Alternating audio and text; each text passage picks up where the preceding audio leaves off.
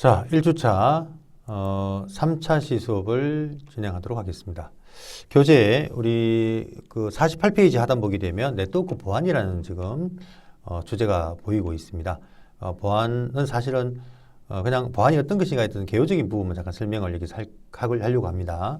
우리가 네트워크 보안에 대한 이야기는 나중에 우리가 2학기 수업에 가게 되면 방화벽 이야기를 하면서 또 많은 이야기를 하게 될 텐데요. 여기서는 그냥 네트워크 보안의 어떤 중요성을 잠깐 이야기를 하려고 합니다. 49페이지 보시면 네트워크 보안의 필요성이 나오는데 이 필요성은 여러분들로 지금 말할 필요가 없지 않습니까? 그죠? 예, 요즘 원체 그 이슈가 되는 것이 해커들의 어떤 그런 얼마 전에도 기사에 뭐가 나왔습니까? 저 북한이 저 비트코인을 갖다가 그죠? 해킹을 하고 굉장히 지금 보안이 사회적으로 이슈가 됩니다. 앞으로 더더욱이 우리 이제 자율주행차가 지금 이제 나오지 않습니까? 그럼 이제 자율주행차는 더더욱이나 뭐예요? 사용자가 운전하지 않지 않습니까? 그럼 결국은 해커들이 해킹을 해서 그 운전자의 의지와 상관없이 핸들을 갖다가 마음대로 조작할 수도 있지 않습니까? 굉장히 위험하게 되겠죠. 거기서 지금 보안의 중요성은 말할 필요가 없습니다. 교재에 한번 참고해 보시기 바라고요. 그래서 50페이지 그림 보니까 네트워크 유형적인 부분에 폐쇄형 네트워크를 보여주고 있습니다. 폐쇄형 네트워크.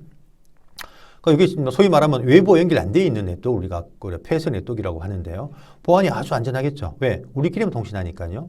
여기 보시면은 그냥 본사하고 지사하고만 지금 통신하고 있습니다. 예, 이렇게. 우리가 또 전용성이라는 용어 나오죠. 인터넷이 아니라 전용성이라고 해서 우리만 쓰는 라인을 비용은 굉장히 많이 듭니다. 나중에 5장에 가면 잠깐 얘기가 나올 겁니다. 그 다음 프레임 릴레이라는 우리가 또 이런 전용선의 서비스의 어떤 퀄리티를 내면서 비용을 좀 저렴하게 할 수 있는 이런 서비스들이 있었는데 이것도 다 지금 옛날 이야기입니다. 이건 적어도 10년 전의 이야기들입니다. 10년, 15년 전의 이야기들입니다. 전부 다. 지금은 전부 다 우리가 기업 네트워크를 갖다가 전부 인터넷에 연결하는데 보안을 우리가 만들기 위해서는 만약 보안을 강화된 네트워크를 만들려면은 전용선을 쓰는 게 맞겠죠. 비용이 많이 들지만. 예. 그래서 이렇게 외부란 게 요즘에 이제 인터넷을 말하는 거죠. 인터넷. 외부는 지금 인터넷입니다. 인터넷과 전혀 연결되어 있지 않은 이런 네트워크가 실상 요즘에 존재하기가 쉽지 않습니다. 예. 하지만 쉽지 않죠. 그래서 이런 네트워크를 우리가 연결 안 돼 있는 거죠. 그죠? 폐쇄형 네트워크라고 합니다. 아주 보안이 좋겠죠. 사실 지금 우리 기업에서 우리가 네트워크 구축할 때 또 아주 중요한 기술이 망 분리라는 기술을 씁니다. 즉, 내부 네트워크와 인터넷 간의 네트워크를 분리하는 거죠. 물리적으로. 지금 대표적으로 여러분들 그 공무원들 네트워크를 보게 되면 그 행정 어떤 그 망을 보게 되면 별도의 독립된 어떤 네트워크로 우리가 만들어져 있습니다. 즉 외부와 연결이 안 되어 있습니다. 예. 인터넷으로 쉽게 말하면은 침투하면 안 되죠. 예. 그래서 이렇게 망분리 기술을 통해서 사실 이렇게 이런 폐쇄형 네트워크를 갖다가 분리해서 또 쓴다는 이야기죠. 그 인터넷은 또 네트워크는 따로 또 만들어 둡니다. 이렇게 망을 분리해서 폐쇄망과 다음 페이지 보면 오픈망이 있죠. 이게 오픈망 그죠? 보세요. 이렇게. 폐쇄형 말고 개방형 망이 있습니다. 지금 개방형 망은 지금 보시는 거 전부 다 인터넷으로 연결되어 있죠. 인터넷은 아까 설명드렸습니다만 공중망이다 보니까 누구나 접근할 수 있는 망이라는 이야기죠. 그래서 보안이 아주 취약한 거죠. 자, 이렇게 우리가 사실 지금은 대부분 네트워크가 사실 개방형이죠. 인터넷 다 연결을 되어서 서비스를 이루어지고 있고 본지사를 인터넷망으로 다 연결하고 있다. 라는 이야기입니다. 하지만 보안을 강화해야 될 네트워크는 이렇게 폐쇄망으로 인터넷이 아닌 전용선과 같은 망으로 연결할 수도 있다라는 걸 또 이해하셔야 되고요. 자, 이런 그림과 함께 52페이지 보게 되면 이게 이제 지금 어떤 보안의 어떤 그 흐름을, 보안의 어떤 위험성, 보안 어떤 그 해킹 기술의 어떤 그런 어떤 발전, 어떤 그런 부분들을 좀 보여주고 있습니다. 네. 지금 시간이 흐르면 흐를수록 뭐예요? 우리가 그 소위 말하는 해커들이 사용하는 해킹 어떤 툴들이 굉장히 지금 발전되어집니다. 그러니까 결국은 지금은 해킹 툴들이 있어갖고 해킹할 수 있는 프레임들이 지금 많이 나와 있거든요.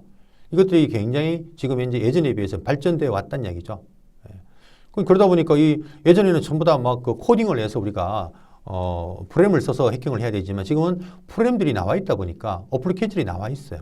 그러다 보니까 그 해커하는 기술적인 수준이 지금 굉장히 낮아져 버렸죠. 그러니까 소위 말하면 누구나 마음만 먹으면 지금 해킹을 그죠? 시도할 수 있다는 것을 지금 단적으로 보여주는 그림입니다. 네. 그래서 이런 등등 이야기는 여러분 나중에 뭐 우리 수업을 통해서 이런 이야기들은 뭐 많이 나오지 않을 겁니다. 이건 우리가 보안에서 쓰는 용어들이다 보니까 혹 여러분 나중에 보안 공부를 또 하게 되겠죠, 그죠? 지금 우리 과가 사이버 보안 스쿨이니까요. 예, 그래서 보안 공부를 할 때 이런 용어들을 여러분 또 접하게 되실 겁니다. 자, 그다음에 이 그림은 뭐 마찬가지입니다, 그죠? 또 우리가 지금 시간이 가면 갈수록 뭐가 업무의 어떤 인터넷이라는 네트워크를 이용하는 비즈니스 업무가 지금 급성장하고 있다는 것을 보여주고 있죠. 네, 급성장하고 있습니다. 그럼 이렇게 비즈니스 뭐 기업 업무에 인터넷이라는 어떤 네트워크 기술이 지금 현재 이렇게 활용도가 급격히 증가함에 따라서 보안이 그만큼 뭐 취약해진다는 것을 지금 보여주는 그림입니다. 네, 보안이 그만큼 또 취약해지고 있다. 네, 이런 거 도전을 받고 있다는 이야기죠, 그죠? 자, 이런 그림이 53페이지 지금 나와 있고요.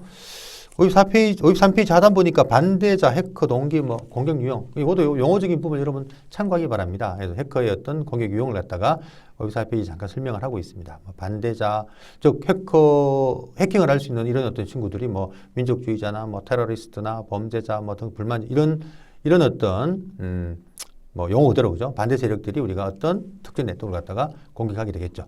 해커의 동기는 정보를 수집한다거나 또는 뭐 지적 재산권을 갖다가 훔친다거나 또는 어떤 요즘 디도스 공격 많이 들어보시죠, 그죠? 예, 서비스 거부 공격을 해서 네트워크 망을 서버를 갖다가 다운시킨다거나 또는 회사나 고객들을 난처하게 뭐 예를 들어서 뭐 불만 있는 직원이요 이런 어떤 목적으로 또 해킹을 하겠죠. 또 시스템의 자원의 부당 이용을 또 뭐 어떤 뭐 이런 부분이죠. 우리 집에서 무선 보게 되면 무선 공유기가 옆집의 공유기도 올라오지 않습니까? 그죠? 예. 그럼 옆집의 공유기를 통해서 인터넷 서비스를 이용할 수도 있겠죠. 이런 자원을 갖다가 부당하게 이용할 수도 있겠죠. 이런 부분도 우리가 해킹의 어떤 해커의 동기고요. 공격 유형도 요인이 있다는 이야기죠. 수동 모니터링, 즉 뭐 인적 공격 등등등등 이런 부분들은 그냥 여러분 여기서 참고만 이런 용어들이 있구나라는 정도만 참고하시기 바랍니다. 예, 나중에 보안을 공부할 때 본격적으로 이런 부분들을 여러분 접하게 되실 거고요. 55페이지 보니까 일반적인 위협 하나가 보이는데요. 물리적인 설치가 보입니다. 그래서 우리가 보안을 강화할 때는 먼저 물리적인 부분에서 우리가 하드웨어적인 위협, 뭐 환경적인 위협, 뭐 전기적인, 전자적인 등등 하드웨어적인 위협이 뭔가 하면 이런 이야기죠. 네트워크 장비가 있는 곳은 사실은 아무나 들어오면 안 되죠. 예, 어떤 보안이 우리가 설치가 돼 있어서 어떤 보안 카드를 우리가 그죠? 승인을 받아야만 들어올 수 있는 그런 부분이 필요한 것이죠. 대표적인 여러분들 예를 들면 여러분들 왜 영화 중에 미션 임파서블인가요? 톰 크루즈가 보게 되면 어떤 중요한 어떤 데이터가 들어있는 방을 침범할 때 천장에 닥터를 통해서 들어가는 그런 부분의 영화가 한번 아주 멋있는 그림이 나오지 않습니까? 그거 있을 수 없는 이야기입니다. 그죠? 예. 어떤 네트워크는 물리적으로 접근이 통제가 돼야 됩니다. 예. 어디로든 간에 들어오면 안 되겠죠. 그런 부분들을 말하는 거고요. 환경적인 위협은 이제 우리가 이런 네트워크는 적정 온도와 적정 습도가 사실 유지가 돼야 됩니다. 그래서 네트워크 전산실은 항상 일정한 온도와 일정한 습도를 유지하기 위해서 항온, 항습기라는 우리가 장비를 쓰거든요. 뭐 그런 부분들. 전기 전자적 위협이죠. 예, 우리가 네트워크 장비는 전기에 굉장히 좀 위험합니다. 우리 흔히 말하는 뭐 정전기만 우리가 발생해도 장비가 다운된다거나 뭐 이런 경우가 좀 있죠. 그래서 우리가 이런 위협을 갖다가 막기 위해서 우리가 네트워크 장비를 연결하는 렉을 갖다가 접지를 시킨다거나 또 네트워크 엔지니어가 네트워크 장비를 만질 때는요, 접지하는 손목띠가 있습니다. 손목띠로 우리가 접지 손목띠를 차고 우리가 장비를 만져야 될 정도의 이 네트워크 장비들은 정기적인 이런 쇼크에 굉장히 좀 약하다는 것을 좀 이해하실 필요가 있고요. 그 다음에 뭐 유지보수적인 위협도 있네요. 새로운 장비를 뭐 교체한다거나 이런 부분에서의 어떤 그런 뭐 위협적인 부분들을 얘기를 하는 것 같습니다. 뭐 등등등. 뭐 이런 여러 가지 공격들이 지금 또 얘기 나오고 있는데 이것도 여러분 사실 나중에 보안적인 어떤 수업에 가서 자세하게 얘기를 할 부분이라고 말씀을 제가 좀 드리겠습니다. 패스워드 공격 위협이 또 하나가 있네요. 그죠? 여러분이 우리 이제 실제 우리가 많이 패스워드를 많이 지금 쓰고 있지 않습니까? 여러분 요즘에 모든 어디 사이트 접근하려면 패스워드로 해서 인증도 받아야 되고 굉장히 복잡한 절차를 거치지 않습니까? 특히 여러분 포털 사이트 접근할 때도 마찬가지입니다. 패스워드를 만들 때 어느 정도 복잡한 패스워드 룰을 지켜야 된다. 6자 이상의 뭐 아랍의 숫자가 들어가야 되고 특수 문자가 들어가야 등등 이렇게 패스워드를 만들 때는 가능하면은 좀 약간 복잡한 그런 어떤 룰을 지켜서 패스워드를 만드는 것이 사실 맞습니다. 그 다음에 우리가 또 그 네트워크 장비를 갖다 관리할 때 그 로그 우리가 몇 번 접속해서 패스워드가 맞지 않으면은 우리 그 계정이 잠기지 않습니까? 일정 시간 동안. 예. 이런 어떤 부분들도 우리가 네트워크 장비를 관리하는 부분에서도 이렇게 패스워드를 좀 네트워크 장비를 보호하기 위해서 패스워드를 갖다가 무작위로 막 입력하는 게 아니라 몇 회 이상 입력하게 되면 그 계정을 접근 못하도록 잠기게 할 수 있는 이런 어떤 방법을 만들어줘야 된다는 것을 얘기하는 부분이고요. 그러니까 패스워드도 평문으로 우리가 또 쓰지 말고 좀 OTP 같은 암호화된 이런 패스워드를 사용해야 된다. 우리 은행 거래할 때 OTP 쓰고 있지 않습니까? 그죠? 이런 것들.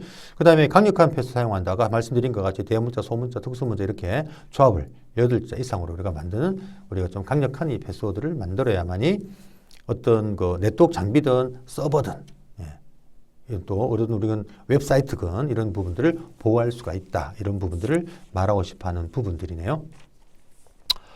자, 그래서 뭐 요약적인 부분 한번 보시기 바랍니다. 57페이지까지가 패스워드 공격 이야기니까요. 한번 참고해 보시고요. 58페이지 보시면 이제 요약 부분이 잠깐 보이는데 이것도 한번 읽어 보시면은 앞에 이런 보안적인 이야기가 좀 정리가 되지 않을까라고 생각이 되어집니다. 자, 우리 1장에서 어떻게 본다면 뭐 가장 중요하다고 말할 수 있는 호스트 통신 모델 이야기를 한번 해보겠습니다. 59페이지 이야기인데요. 여기서 호스트라는 용어가 굉장히 우리가 많이 쓰입니다. 호스트, 영어로 host, 뭐 우리 뭐 주인이라는 표현도 쓰는데요. 여기서 호스트는 이렇게 이해하시기 바랍니다. 호스트. 자, 호스트는 네트워크에 존재하는 모든 디바이스를 호스트라고 합니다. 대표적으로 컴퓨터가 있겠죠, 그죠? 또 우리 스마트폰도 마찬가지 호스트입니다. 또 프린터, 네트워크 연결되는 모든 우리가 장비들.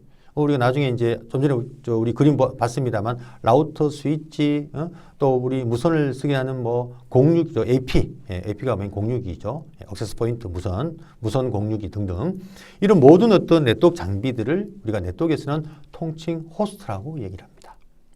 그럼 이런 호스트들이 뭐 쉽게 표현하겠습니다. 우리가 대표적으로 호스트는 우리 여러분들 늘 쓰고 있는 PC라고 가정을 하자는 얘기죠.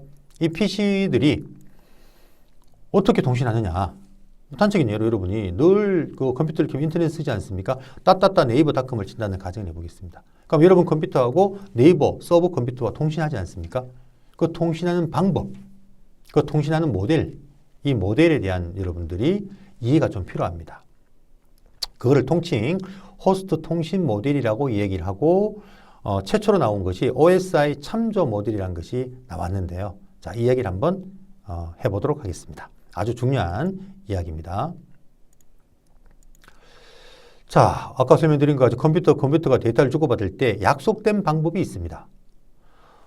이렇게 표현을 해보죠. 이게 뭐 소위 우리가 통신규약, 흔히 말하는 프로토콜이라고 합니다. 프로토콜입니다. 프로토콜이 바로 통신규약. 어떻게 통신할 것이냐, 약속된 어떤 그런 방식으로 통신하자라는 이야기인데 단적인 예로 이렇게 볼 수 있겠죠. 여러분하고 저하고 이 지금 그 강의를 듣는 온라인 강의를 듣는 여러분하고 저하고는 프로토콜이 지금 동일하죠. 어떤 프로토콜인가요? 우리말, 바로 한국어죠. 한국어. 근데 만약에 제가 미국 사람이라서 제가 영어로 강의한다고 한번 가정을 해봅시다. 물론 여러분들이 지금 영어를 충분히 또 이렇게 리스닝, 그죠? 될 수가 있겠죠. 예, 하지만 일반적으로 뭐 영어는 사실은 일반 우리 한국인들이 그렇게 쉽게 우리가 이해하기가 쉽지 않지 않습니까? 그죠? 그럼 결국은 뭐예요? 저는 프로토콜이 영어가 되고 여러분들은 프로토콜이 뭐가 되나요? 한국어가 되겠죠. 그럼 서로 통신이 안 된다는 이야기, 대화가 안 된다는 이야기죠. 이걸 네트워크에 결국 통신이 안 된다는 이야기입니다. 예, 그래서 이렇게 서로 약속된 어떤 통신 방법, 언어, 이게 우리가 흔히 프로토콜이라고 이야기를 하는데 이게 우리가 지금 쓰고 있는 프로토콜이 뭐란 이야기죠? 요거는 절대적으로 기억하셔야 됩니다. TCP/IP입니다. TCP/IP. 그런데 TCP/IP라는 프로토콜이 나오기 전에 이 통신 방식이 나오기 전에 OSI 7 레이어라는 모델이 하나 나왔었습니다. 네, 그걸 잠깐 이야기를 하고 우리가 쓰는 TCP/IP 모델 이야기를 한번 해보도록 하겠습니다. 자, 그래서 옛날에는요, 이 PC가 우리가 처음 나오고 네트워크가 처음 나온 게 1970년 초반이거든요. 1970년 초반에는 이 컴퓨터가 서로 데이터를 주고받는 어떤 이 통신 모델이 없었어요. 약속된 방식이 없었습니다. 그러다 보니까 뭐 표준 방식이라면 좀 뭐하고요. 이게 통일된 어떤 그런 방식이 없었다는 이야기인데요. 그래서 우리가 이 70년대 초반에는 서로 기술적으로 협의가 된 업체에서 만든 네트워크 장비끼리만 통신이 가능했어요. 통신이. 하드웨어적으로도 마찬가지고 소프트웨어도 마찬가지입니다. 그러다 보니까 이제 문제가 뭐냐? 또 네트워크를 연결하는 부분에 이제 한계가 자꾸 오는 거죠. 예. 뭐 네트워크는 커져가는데 장비를 많이 연결해야 되는데 여러 밴드에서 만드는 장비를 연결하다 보니까 연결이 잘 안 되는 거예요.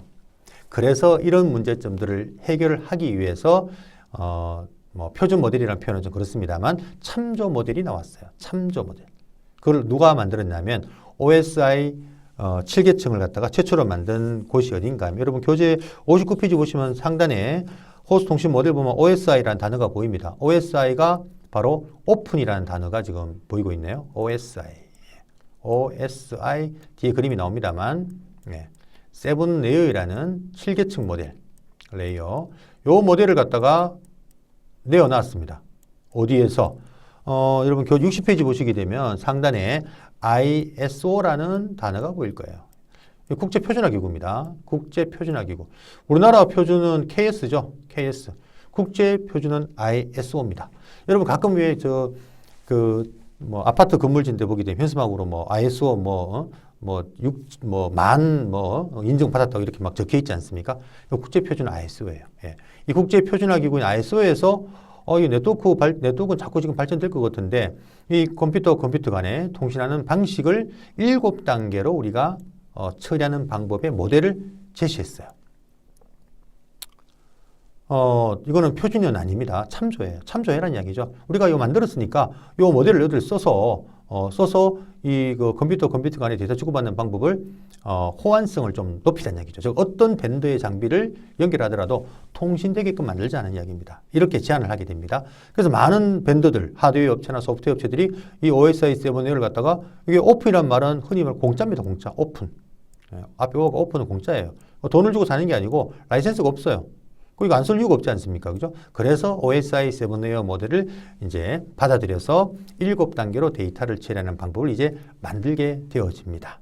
자, 그 그림이 어딨냐면은 저 뒤편에 보게 되면은 이건 나중에 좀 설명드리고요. 예, 이겁니다. 이거. 예, 네트워크 모델 계층화 이게 나오는데 그죠? 7단계죠. 1단계 물리 계층, 2단계 데이터 링크, 3단계 네트워크 계층. 요 용어를 좀 기억 좀 하셔야 되는데 이것도 당장 여러분들 뭐 일부러 외우려면 힘듭니다. 앞으로 이제 요 수업을 통해 점차 시간이 지나면 자연스럽게 요 계층의 이름들이 익혀질 것이고요. 실제 우리가 사실 뭐 이걸 다 외울 필요는 없고요. 실제 우리가 쓰는 거는 우리는 말씀드린 TCP/IP라는 프로토콜을 쓰기 때문에 우리는 4계층을 이용을 합니다. 그래서 요 계층만 사실 기억하면 되는데 근데 우리가 이 네트워크 공부할 때는 실제 우리가 쓰는 거는 이 4단계로 처리하는 TCP/IP 모델이란 이 모델을 지금 쓰고 있는데 실질적으로 네트워크 이 교재를 보게 되면 전부 다 7단계로 처리하는 OSI 7웨어를 전부 다 이렇게 이야기를 하고 있어요. 왜 OSI 7웨어를 갖다가 얘기를 하느냐? 왜 이걸 공부해야 되느냐? 사실 여기 학습적인 목적 때문에 그렇습니다. 여기 보시면요. 학습적인 목적 때문에 이걸 우리가 공부를 해요. 우리가 쓰지 않습니다. 우리는 7단계로 처리하지 않아요. 나중에 직접 우리가 나중에 여러분 PC에서 네이버닷컴을 친다거나 특정 웹사이트로 접근하는 패킷을 캡슐 딱 해보게 되면 4단계로 처리하는 과정들을 우리가 눈으로 볼 수가 있습니다. 다음 시간에 한번 그걸 한번 만들어 보도록 하겠습니다. 그래서 우리가 지금 쓰지 않은 OSI 7계층 모델을 갖다가 굳이 우리가 왜 이걸 학습을 해야 되느냐? 4단계로 우리가 처리하는 과정보다 7단계로 처리하는 과정을 우리가 공부하게 되면 좀 더 상세하게 이해할 수 있겠죠. 예, 그래서 우리가 아까 말씀드린 학습 목적으로 OSI 7계층을 갖다가 우리가 얘기하는 것이고 실질적으로 우리가 데이터가 처리되어지는 것은 나중에 보는 이 바로 4계층 모델입니다. 4계층. 예, 7계층을 OSI 7계층 중에 지금 5, 6, 7계층을 묶어서 어플리케이션 계층으로 묶어버렸고요. 그 다음에 4계층을 그대로 트랜스포트, 우리말로 전송계층이라고 합니다만 그대로 쓰고 있습니다. 3계층은 네트워크 계층 이름이 인터넷 계층으로 바뀌었고요. 1, 2계층을 묶어서 네트워크 억세스 계층이라고 이렇게 표현을 합니다. 그래서 보시는 것 같이 4계층으로 묶은 바로 요게 우리가 지금 쓰고 있는 통신 모델이에요. 요게. 그러니까 실제 우리가 나중에 패킷을 한번 실제 캡처 딱 해보게 되면 4단계로 처리하는 걸 볼 수가 있습니다. 하지만 요 4단계 안에 뭐가 들어있다? 7단계 내용이 다 들어있습니다.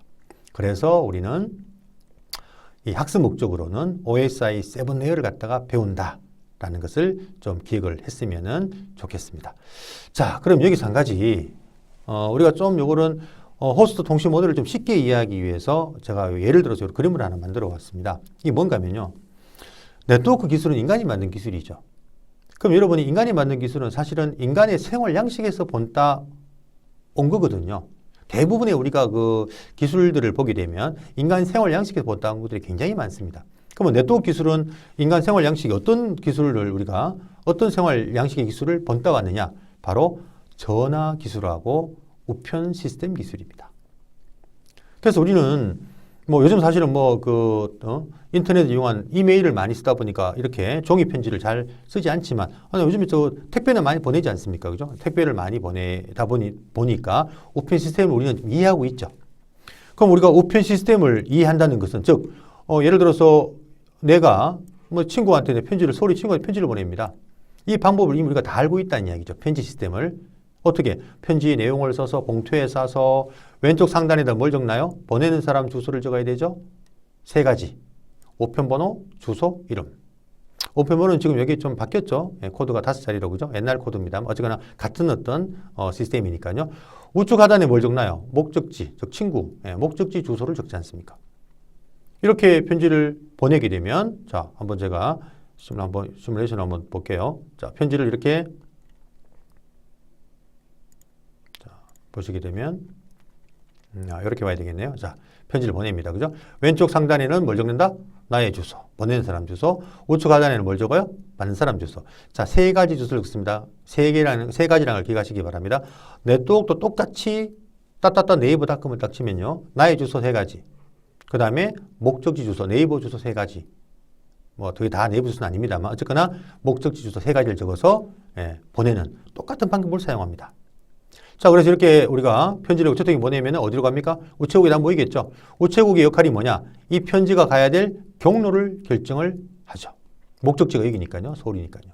그럼 이 우체국에서는 이 주소를 다 봅니까? 아니에요. 뭐가 보느냐? 우편 번호만 봅니다. 우편 번호만. 우편 번호 다 보느냐? 아니에요. 또 왼쪽에 있는 큰 지역 번호 100번이 옛날에 의미하는 여기 서울특별시를 의미합니다. 100번을 요것만 봅니다. 우체국에서는. 왜? 우체국에서는 이 편지를 갖다 빨리 목적지로 보내야 되기 때문에 경로 결정을 빨리 해야 됩니다. 주소를 다 읽어보고 결정을 못 해요, 빨리. 그래서 우편 번호 중에 왼쪽에 큰 지역 번호를 봅니다.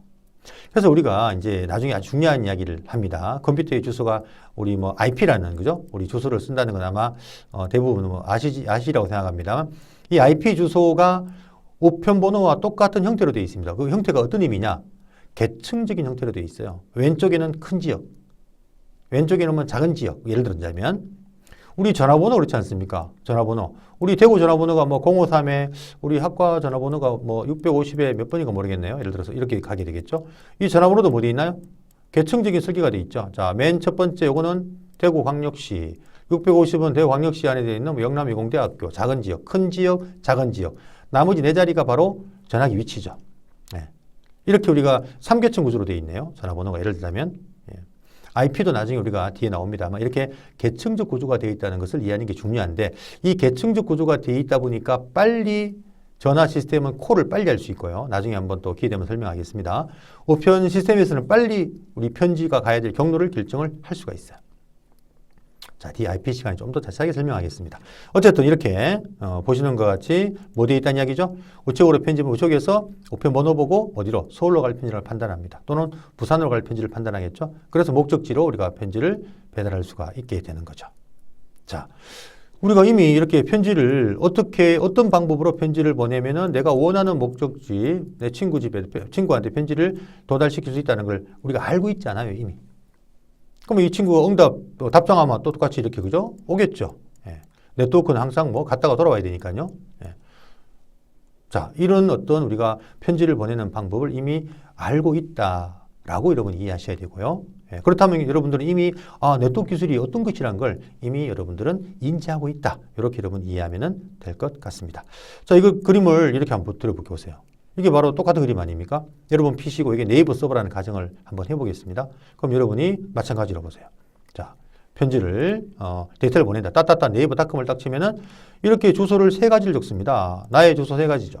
자, 요 위에 요게 좀 신중진수 코드가 들어가 있는 이게 바로 맥 어드레스고요. 이게 IP죠. 이게 포트 넘버라는 겁니다. 나중에 자세히 수업을 해야 되겠죠. 목적지 주소에 목적지 포트 넘버, 맥 어드레스, 목적지 IP, 그다음 목적지 포트 넘버. 자, 보세요. 편지를 보내는 것과 똑같이 세 개의 주소를 적습니다. 요 적는 과정을 우리가 나중에 눈으로 직접 한번 볼 수가 있다는 이야기죠. 예. 나중에 우리가 와이샤크를 이용해서 한번 패킷을 캡처해서 분석을 한번 해보겠습니다. 자, 이렇게 보내게 되면 마찬가지죠. 라우트가 뭐?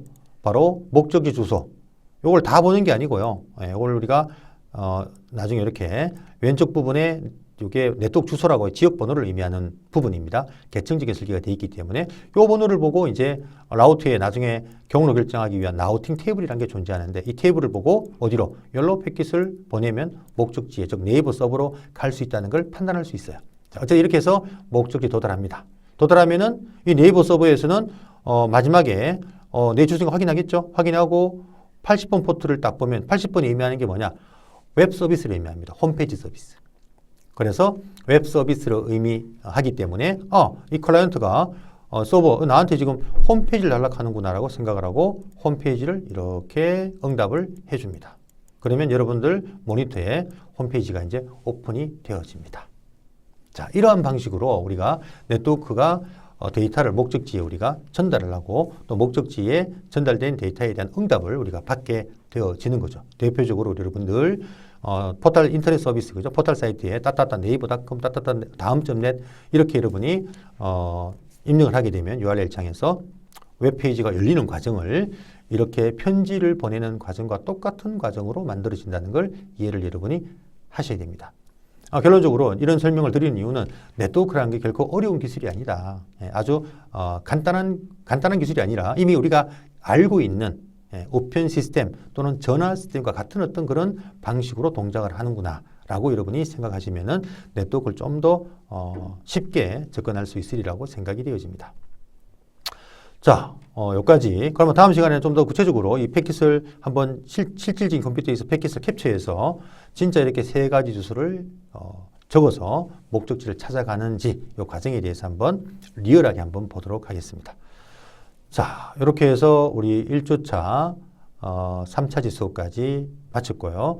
2주차 1차시 우리가 수업에서 금방 이야기했던 이런 어떤 통신 방식을 우리가 직접 패킷을 여러분 네이버로 접근해서 캡처하는 과정을 통해서 한번 보도록 하겠습니다. 자, 1주차 3차시 수업을 여기서 마치도록 하겠습니다. 수고하셨습니다.